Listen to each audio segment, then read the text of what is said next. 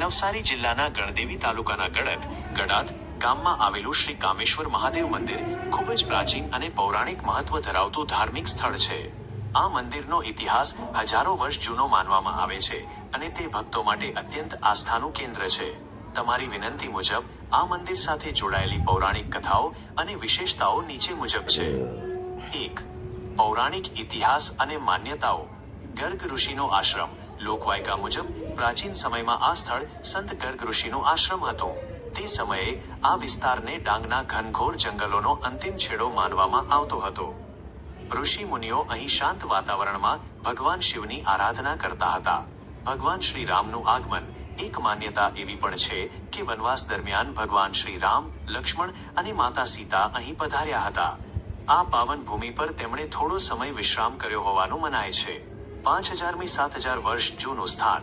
સ્થાનિક ભક્તો અને લોકવાયકાઓ અનુસાર આ મંદિરનો ઇતિહાસ આશરે 5000મી 7000 વર્ષ જેટલો પ્રાચીન છે, જે તેને ભારતના અત્યંત જૂના અને પવિત્ર શિવ મંદિરોની હરોળમાં મૂકે છે. 2. મંદિરની અદ્ભુત વિશેષતાઓ. નવગ્રહની સ્થાપના. આ મંદિરની સૌથી મોટી અને વિશેષ ઓળખ એ છે કે અહીં એક જ પથ્થર પર નવગ્રહો કોતરાયેલા છે.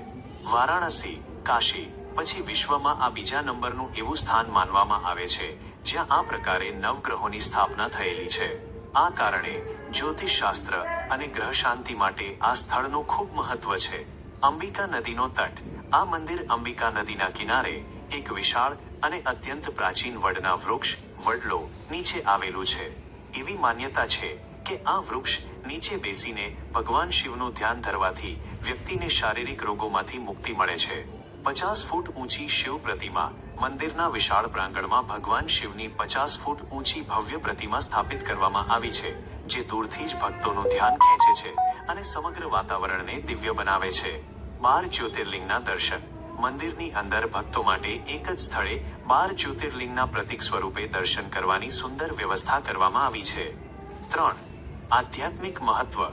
મંદિરની બાજુમાં આવેલું સરોવર, જેમાં કમળના ફૂલો ખીલે છે, તે આ સ્થળની શોભામાં અભિવૃદ્ધિ કરે છે અને અહીં આવનારને અનન્ય શાંતિનો અનુભવ કરાવે છે. મહાશિવરાત્રી અને શ્રાવણ મહિના દરમિયાન અહીં મેળો ભરાય છે અને હજારોની સંખ્યામાં ભક્તો હર હર મહાદેવના નાદ સાથે દર્શન કરવા આવે છે. આ સ્થળ માત્ર એક મંદિર નથી, પરંતુ પ્રાચીન સંસ્કૃતિ, ઋષિ પરંપરા અને ભગવાન શિવની અતૂટ આસ્થાનું જીવંત પ્રતીક છે. શું તમે ગડદ સ્થિત આ મંદિરની મુલાકાત લેવાનું આયોજન કરી રહ્યા છો કે પછી તેના વિશે વધુ ધાર્મિક માહિતી જાણવા માંગો છો?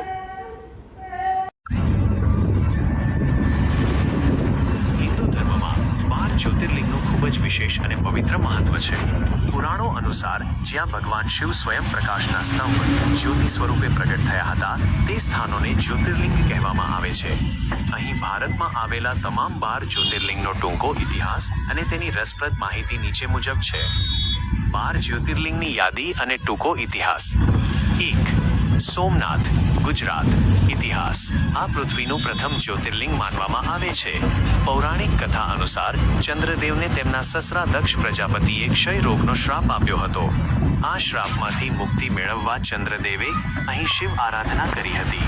ઇતિહાસમાં આ મંદિર પર અનેક આક્રમણો થયા અને તે દર વખતે વધુ ભવ્યતા સાથે પુનઃ નિર્માણ પામ્યું. 2. મલ્લિકાર્જુન, આંધ્રપ્રદેશ. ઇતિહાસ. શ્રીશૈલમ પર્વત પર કૃષ્ણા નદીના કિનારે આ મંદિર આવેલું છે.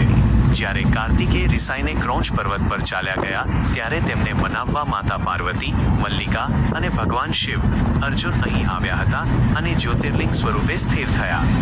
3. મહાકાલેશ્વર, મધ્યપ્રદેશ. ઇતિહાસ. ઉજ્જૈનમાં ક્ષિપ્રા નદીના કિનારે આવેલું આ એકમાત્ર દક્ષિણામુખી જ્યોતિર્લિંગ છે. દૂષણ નામના રાક્ષસથી ભક્તોની રક્ષા કરવા માટે ભગવાન શિવ અહીં મહાકાલ સ્વરૂપે પ્રગટ થયા હતા. અહીંની ભસ્મ આરતી વિશ્વભરમાં પ્રખ્યાત છે. 4. ઓમકારેશ્વર, મધ્યપ્રદેશ. ઇતિહાસ. નર્મદા નદીના કિનારે આવેલો આ ટાપુ કુદરતી રીતે હિન્દુ પવિત્ર પ્રતીક ઓમ આકારનો દેખાય છે. મહારાજા માંધાતાની કઠોર તપસ્યાથી પ્રસન્ન થઈને શિવજી અહીં બિરાજમાન થયા હતા. 5.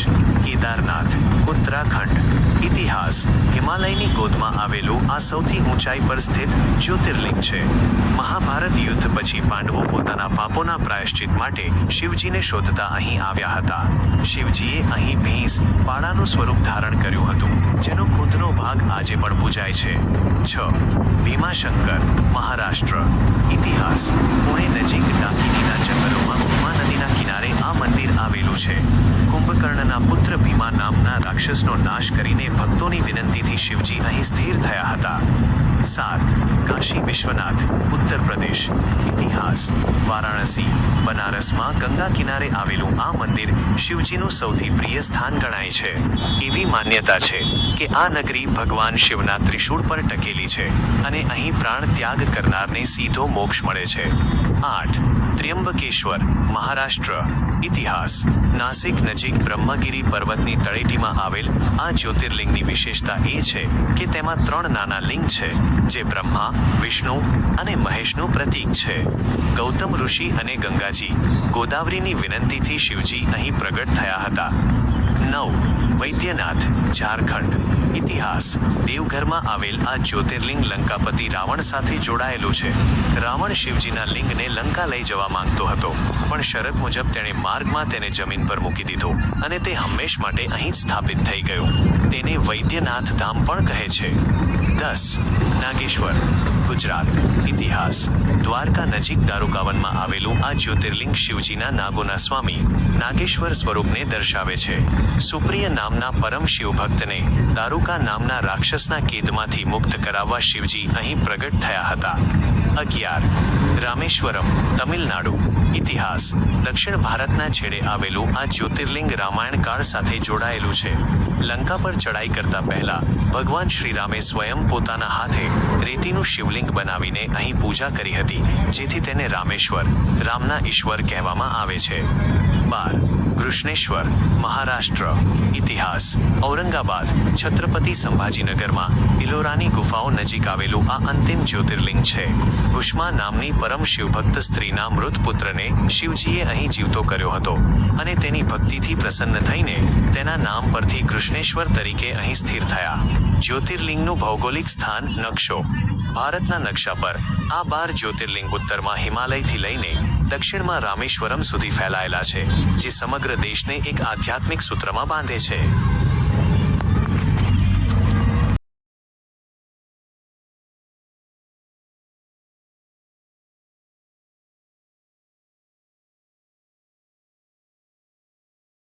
ભગવાન શિવ, જેમને ભોલેનાથ, મહાદેવ અને શંકર તરીકે પણ ઓળખવામાં આવે છે, તે હિન્દુ ધર્મના સર્વોચ્ચ દેવોમાંના એક છે.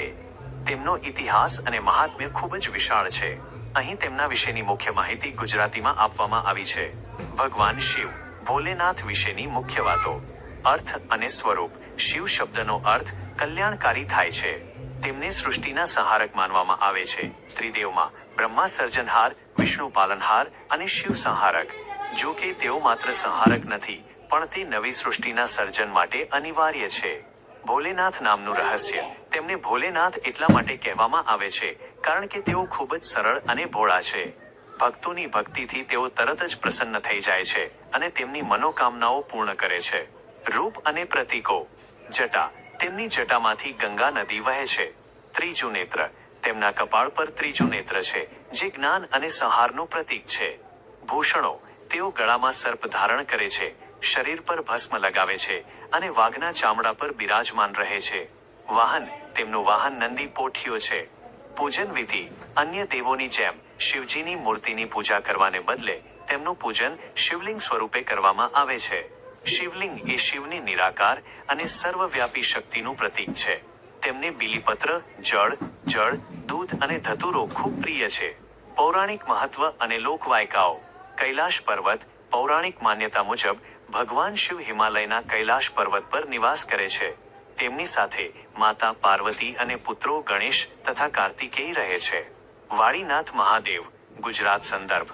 ગુજરાતમાં શિવજીના અનેક મંદિરો છે. દાખલા તરીકે મહેસાણા પાસે આવેલું વાળીનાથ મહાદેવ મંદિર ખૂબ પ્રખ્યાત છે. લોકવાયકા મુજબ ભગવાન શ્રી કૃષ્ણએ જ્યારે રાસલીલા કરી હતી ત્યારે શિવજી પણ ગોપીના સ્વરૂપમાં ત્યાં આવ્યા હતા અને કૃષ્ણે તેમને ઓળખીને વાળીનાથ તરીકે સંબોધ્યા હતા.